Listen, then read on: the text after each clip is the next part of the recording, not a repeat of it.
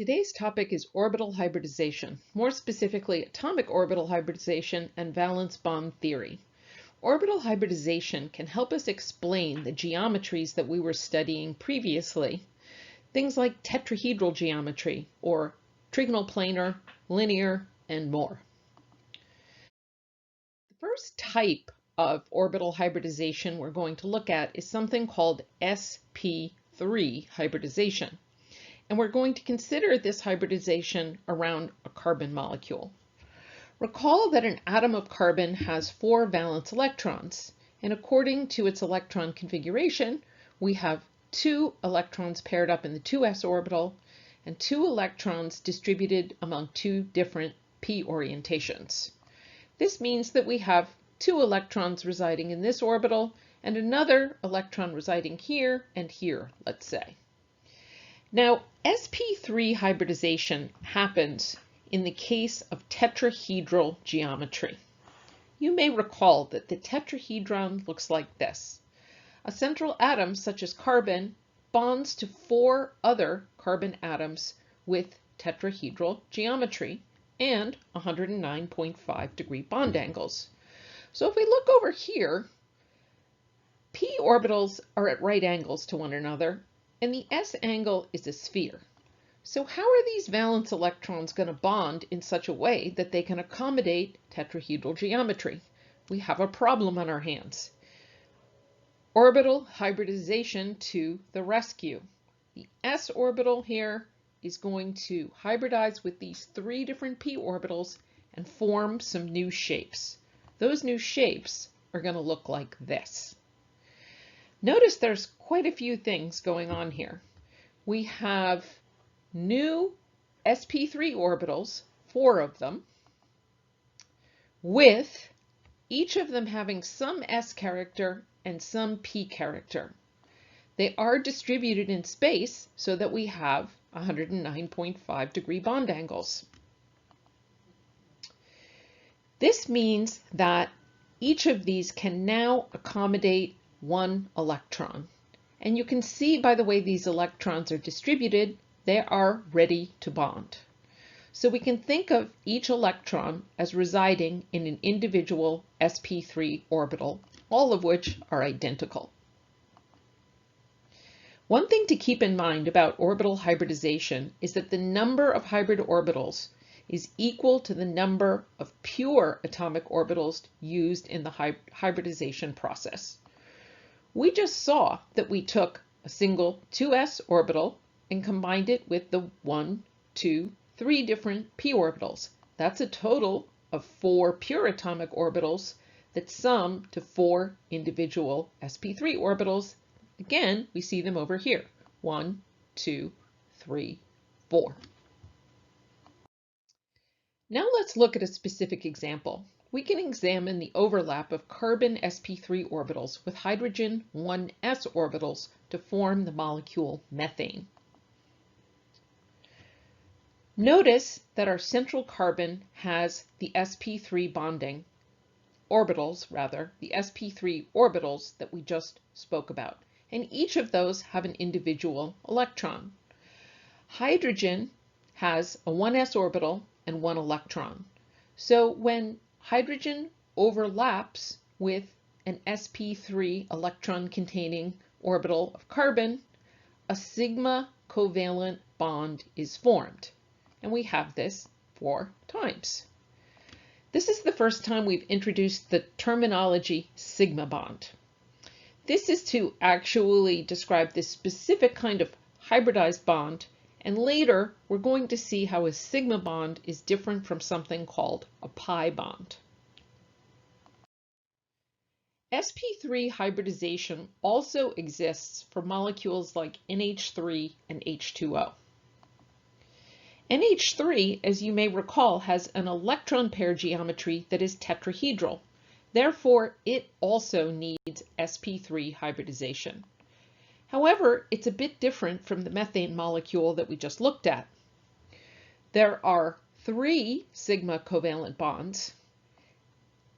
This is an sp3 orbital, as is this, and then our 4th sp3 orbital contains the lone pair that you see over here in the Lewis structure. Water is a similar situation. Water has tetrahedral electron pair geometry and therefore needs an sp3 hybridized central molecule. In this case, oxygen. Oxygen sp3 hybridizes to form the two covalent bonds you see here, and also to accommodate the two lone pairs that we find in the water molecule. Now we're going to move on to sp2 hybridization and the example of boron trichloride. Boron trichloride, as you may recall, is a trigonal planar molecule. If we look at its valence electron configuration, we see that it has 2 electrons in the 2s orbital and 1 electron in one of the p orbital orientations. So again, we have a problem. If we have s electrons in here and 1 p electron here, how are we going to accommodate this trigonal planar geometry? Guess what? Once again, we are going to turn to orbital hybridization. This time, we're going to take our 2s orbital and we're going to hybridize it with a 2px and a 2py. And when we do that, we're going to get this. We're going to get 3 sp2 orbitals. And we can look and see how electrons are distributed. The 3 valence electrons, one of them goes to each sp2 orbitals, which is exactly what we want for boron to be able to bond with 3 chlorine atoms. The math is similar to what we looked at the last time. We have a 2s orbital combining with a 2px orbital and a 2py orbital. This makes 3 sp2 orbitals. Notice that we can figure out that 3 orbitals were used by looking at this. The s indicates 1 s orbital and the p2 indicates that we used 2 p orbitals. So now we can make boron trichloride. But one thing we should keep in mind, if we use the 2s, the 2px, and the 2py orbital to make 3 sp2 orbitals, there is a pz orbital that we did not use, and it remains unhybridized, and at this point unused, so we're just going to send it away. Now we can take a look at boron trichloride and see how our sp2 orbitals can make sigma covalent bonds with chlorine. It is trigonal planar geometry, and we have our 120-degree bond angles. Next up, we have sp hybridization and beryllium dichloride. For the atom beryllium, we have 2 electrons, 2 valence electrons in a 2s orbital. You may recall beryllium dichloride has linear geometry. Well, if our 2 electrons are holed up in a 2s orbital, with the probability of them being anywhere in this space, it seems a little difficult that we might get linear geometry that can be counted upon. So again, we're going to hybridize. We're going to take this 2s orbital and we're going to hybridize it with one of our p orbitals. The end result is going to be this. We're going to get 2 sp orbitals, each of which contains 1 electron. Again, each of these electrons is now in a linear position to bond with the 2 chlorides. And we can see how each electron is occupying one of these sp orbitals. In this case, we took a 2s orbital, we combined it with a 2px orbital, and we got 2 individual hybridized sp orbitals. This time, we have left 2 p orbitals unhybridized. Let's say py and pz have been left alone. Again, there's no use for them in this molecule. It's good to recognize their existence, but we can send them away. Now we have the linear bonding portrait of beryllium dichloride. We have sigma covalent bonds here and here due to the overlap of the electrons. So now that we've looked at sp3, sp2, sp, how do we predict the hybridization of a central atom for other molecules? The first thing you must do always is draw the Lewis structure of the molecule. That's going to tell you how many bonds you have, how many lone pairs do you have, what is the electron pair geometry of your molecule, and that will dictate what kind of hybridization you need. Once you have your Lewis structure, you count up the number of lone pairs and the number of atoms bonded to the central atom. So in the case of one of the molecules that we just looked at, beryllium dichloride, we know from the Lewis structure that we have 2 bonded atoms and no lone pairs. This calls for 2 sp hybrid orbitals. For beryllium trifluoride, or boron trifluoride, we have 3 bonded atoms, no lone pairs, so we need 3 sp2 orbitals. For the tetrahedral geometry of methane, ammonia, or water, in the first case, methane has 4 covalent bonds, NH3 has 2 covalent bonds, 3 covalent bonds and 1 lone pair, and of course water has 2 covalent bonds and 2 lone pairs. No matter what, all of these require sp3 for sp3 hybrid orbitals in order to accommodate the tetrahedral geometry. One thing we haven't talked about yet is what happens if we have 5 things around our central atom. Well, after we have taken the s orbital and hybridized it with 3 p orbitals, we have officially run out of p orbitals. The only place to go now is to the d orbital. So if we take 1 s orbital, combine it with 3 p orbitals and 1 d orbital, we're going to get a total of 5 sp3d orbitals.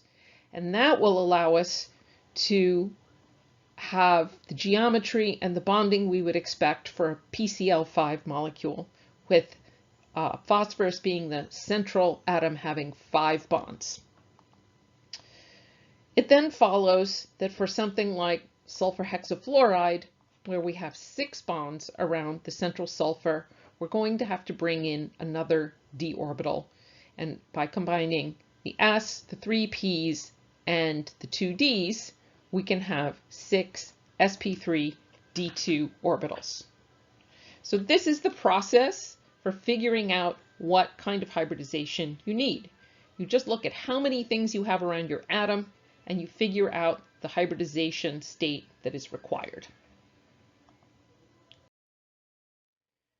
Now we're going to move on to a somewhat more complicated scenario where we have both sigma and pi bonding in a molecule such as ethene with the formula C2H4. The Lewis structure for ethene looks like this. Now, one thing you have to recognize right away is that there are 3 sigma bonds around each carbon. 1, 2, 3. This other bond is a pi bond. So if we think about the hybridization around this carbon molecule in terms of the 3 sigma bonds, we need trigonal planar geometry, and this is going to count as 3 hybridized orbitals to accommodate that. So once again, carbon has a valence electron configuration of 2s2, 2p2. But this doesn't really help us get to where we want to go. We need hybridization.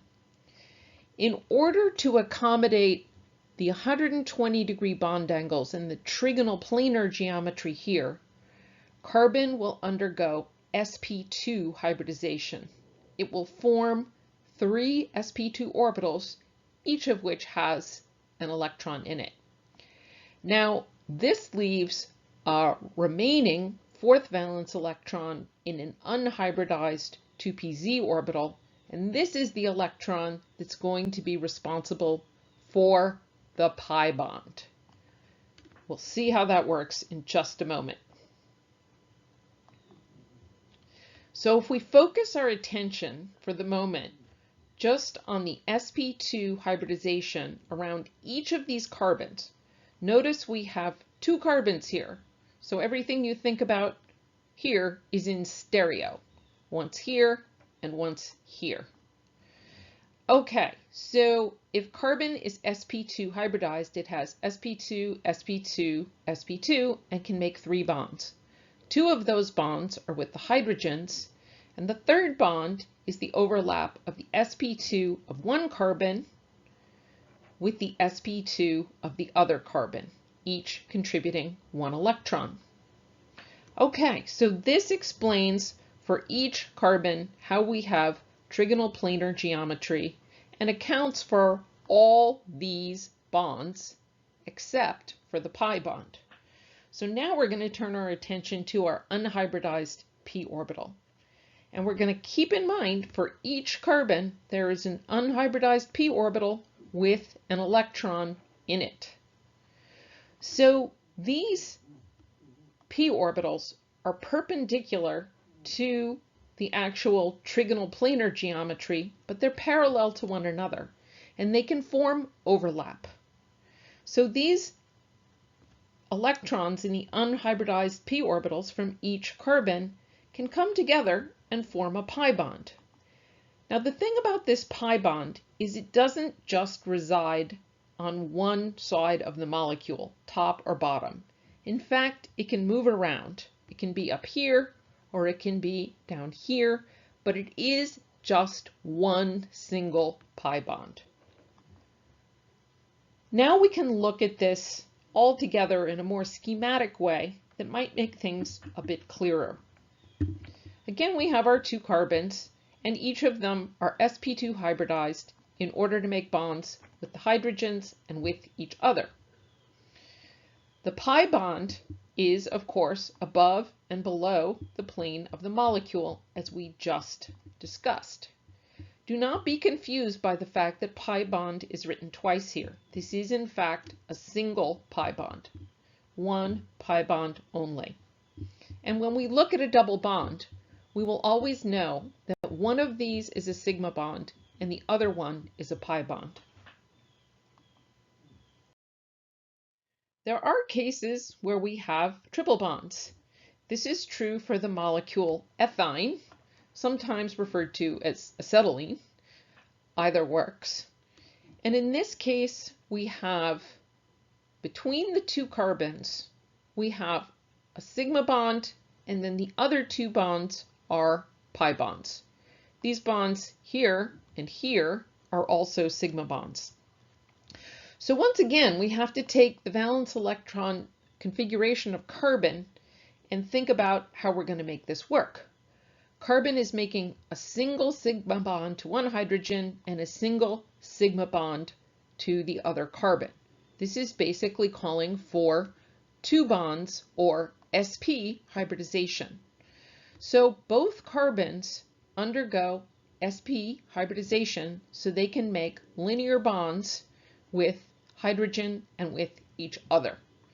This means that there are 2 remaining valence electrons from carbon that are in unhybridized p orbitals. Again, this is for each carbon. So now this admittedly is starting to look a little complicated, but we can figure it out. The carbon here has an sp hybridized orbital on either side of it. One of those is involved in making a sigma bond with carbon. The other one is involved in making a sigma bond with the other sp orbital of the other carbon. And the second carbon, of course, has an sp hybridized orbital to make a sigma bond with the other hydrogen. So what about our pi bonds?